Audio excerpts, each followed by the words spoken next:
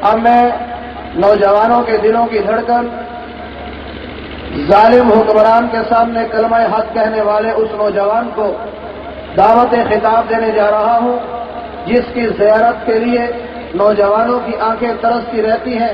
آج وہ لاہور کی سرزمین پہ تشریف لائے ہیں تو یہ اتحاد اہل سنت والجماعت کے کارکن اپنے جذبات کا اظہار کرتے ہوئے اپنے اس نوجوان قائد کو، اس نوجوان کلمہ حق کہنے والے انسان کو نعروں کی گونج میں دعوت خطاب دے رہے ہیں۔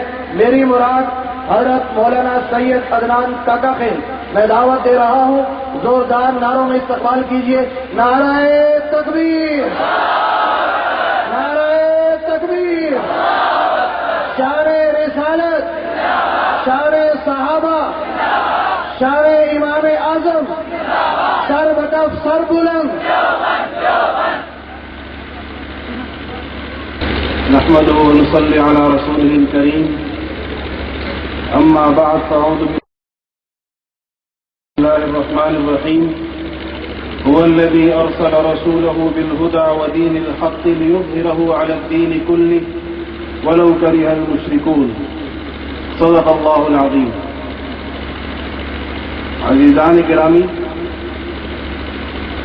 بیانات یا تو خطبہ حضرات فرمائیں گے جن میں سے چند کا نمونہ آپ نے دیکھ لیا، یا کلمات تبریک مشائخ اعظام فرمائیں گے جن کے وجود کی برکت سے اور جن کی وجہ سے آج ہم سمجھتے ہیں کہ ہم راہ حق کے اوپر ہیں۔ انہی کے نورانی وجودوں کی توسل سے اور اسی کی برکت سے ہمیں اپنے بارے میں یہ خیال رہتا ہے کہ انشاءاللہ اگر ان کے نقش پا پر چلتے رہے تو کامیابی کی منازل طے کریں گے۔ میں بہت ہی جس طرح آخر میں گیلانی صاحب نے جو شعر پڑھا، ہم حقیقتاً صرف اس شعر کا مصداق ہے کہ اہل حق کی چونکہ مجلس تھی، اس میں حاضری لگوانا ضروری تھا۔ ابھی چند گھنٹوں پہلے ہی میں کراچی سے یہاں پہنچا ہوں اور اس چند کلمات کے بعد سیدھا واپس ایئرپورٹ پہنچ کے واپس کراچی جانا ہے۔ اس مجلس میں آمد کا مقصد نہ یہاں پر کوئی بیان تھا، نہ یہاں پر کوئی لمبی اور تفصیلی بات تھی، بلکہ فقط اس میں نام لکھوانا ہے کہ یہ اہل حق کی مجلس ہے اور یہاں پر ہم اپنے آپ کو اس کا شریک سمجھتے ہیں اور یہ سمجھتے ہیں کہ اب جو اس خطے کے اندر جتنا دین کا کام ہوگا یا اس سے پہلے جتنا دین کا کام ہوا ہے وہ اسی جماعت سے ہوا ہے۔ آئندہ بھی جو آج بھی باطل کی ساری نگاہیں، کفر کی ساری نگاہیں اسی جماعت کی طرف متوجہ ہیں۔ جو مجمع میرے سامنے بیٹھا ہوا ہے یہ دینی مدارس کے طلبہ کی اکثریت پر مشتمل جو مجمع ہے، پوری دنیا کی توجہ کا اس وقت ایک مرکز ہے، اس وجہ سے کہ ہر ایک کو یہ معلوم ہے کہ یہ ایسے ماضی سے متعلق لوگ ہیں، یہ ایسے اکابر سے متعلق لوگ ہیں جن کی گردنیں کٹی تو ہیں مگر کبھی جھکی نہیں ہیں، جو سرے دار لٹکے تو ہیں مگر نہیں آئی ہے۔ آج اگر ہم اس آزاد خطے کے اندر کھڑے دین کی بات آزادی کے ساتھ کر رہے ہیں تو یہ بھی ان کے قدموں کی دھول کی برکت ہے۔ اگر آج ہماری زبانوں کے اوپر حق کے لغمے اور زمزمے بلند ہوتے ہیں تو یہ بھی ان کی صحبتوں کی برکت ہے، ان کی دعاؤں کی برکت ہے، اور بڑی محرومی ہوگی اور بہت ہی ایک انسان کی کمبختی ہوگی کہ اگر وہ جیتے جی اس قافلہ حق کے ساتھ اس کا رشتہ ٹوٹ جائے۔ آج جتنے فتنے اس حوالے سے کھڑے ہوئے ہیں ہم بڑے ہی شکر گزار ہیں اپنے مخدوم کے، اپنے محترم حضرت مولانا الیاس صاحب گھمن کے، جو دیوانہ وار ان فطروں کا تعاقب کرتے ہیں۔ جہاں پتہ چلے بڑے اخلاص کے ساتھ اپنی دینی ذمہ داری سمجھتے ہوئے وہاں پر پہنچتے ہیں۔ آج انہی کے اخلاص کی برکت سے اتنا بڑا مجمع رات کی اس تاریکی کے اندر اتنی دیر میں یہاں پر ایسا جمع بیٹھا ہے کہ جیسے سب کو سانپ سونگا ہوا ہو۔ مشائخ اعظام تشریف فرما ہے۔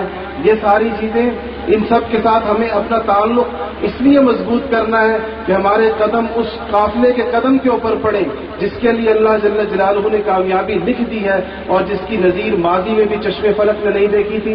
میں اپنی بات نہیں کروں، اسی لاہور میں آج سے 10-11 سال پہلے مفکر اسلام مولانا سید ابو الحسن ندوی صاحب رحمۃ اللہ علیہ آخری دفعہ تشریف لائے تھے۔ مجھے مولانا کا ایک جملہ کبھی بھی نہیں بھولتا، کیونکہ مولانا کی حیثیت کو دیکھ کر، تاریخ کے اوپر اور مسلمانوں کے عروج و زوال پر ان کی جو نظر تھی اس کو دیکھ کر اس جملے کی اہمیت کو محسوس کیا جا سکتا ہے۔